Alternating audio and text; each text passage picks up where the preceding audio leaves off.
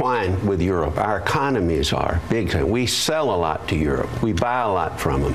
A lot of our banks are exposed, maybe not to the extent that the European banks are still exposed there. So what happens there affects us. It could tilt us into a big recession faster than anything.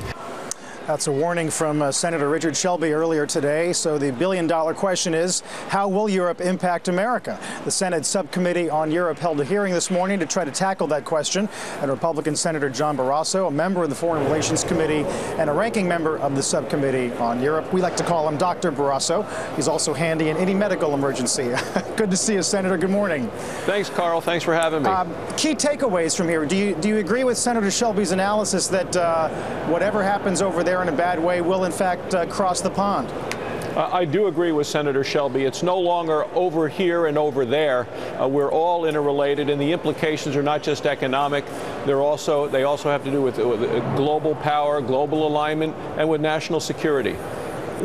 I guess one question might be, why is Congress looking into it? What can Congress possibly do about it? These are matters that even the IMF can't control. Well, you're right, but I think we have to think about this in terms of how this will affect the security of the United States and global realignment. If all of a sudden you're going to have China being the lender of last resort to the European communities, what are the impacts there? What kind of soft power can they then start to exert? If the European Union is no longer to be able to contribute economically to things like defense because of austerity measures there, what are those implications for us with our NATO allies and us for our own military? So it's not just the economic impact, which could be dramatic and harmful to the United States. It's all these other things as well, Carl. So where does that leave you from a policy standpoint? If in fact, let's say this does happen to a significant and negative extent, do certain policy initiatives follow as a result? Do Republicans suddenly get on board with, I'll just call it stimulus for lack of a better word? Well, I think it makes us think more clearly, not just from the economic standpoint, but also from an international strategic standpoint, when one of our closest allies and folks that we have worked with over the years are no longer to participate to the fullest degree that they have in the past, and what those implications are for us and our own national security. Yeah, sounds like you're talking about things like NATO cooperation, military aid, foreign aid, defense spending, things like that?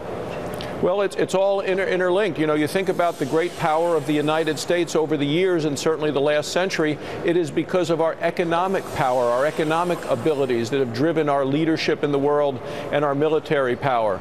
We have now put ourselves in an economic situation which does not put us in that leadership position where we're borrowing $4 billion a day, a lot of it from overseas and specifically from China. China's ability to dominate things economically can have long-term global implications. You know, there is a school of thought that perversely, bad things happening in Europe may in fact benefit the United States. A collapse of the euro benefits the dollar. I mean, it wasn't too long ago we were worried about people fleeing the dollar because of our own budget problems, deficit problems here at home. To what degree does that ameliorate the issue? Well, I think that the dollar will strengthen if the euro weakens in the way that the two are aligned. It also then impacts our ability to sell our goods and services overseas if there is weaker currency in other locations. And with the amount of trade that goes on between the United States and European communities, that can have an impact.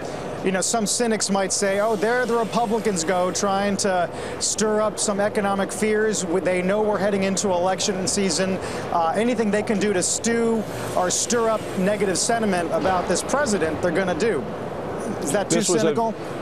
This was a very bipartisan hearing, people working together, trying to find answers, trying to find solutions, and trying to say what is the impact of what's happening in Europe. And when we look at in Greece, when we look at Italy, when we look at Portugal, Spain, what are the implications of the activities they're going to have toward the United States? How will austerity programs there work? And what lessons do we, as our nation, need to take from what's happened in Europe to say, how can we lead to a better future in the United States? Yeah, well, fair to say it does have the entire world on edge, what's happening in Europe. Senator, always good to talk to you. Thanks for having me, Carl. Thanks for the time. Senator John Barrasso.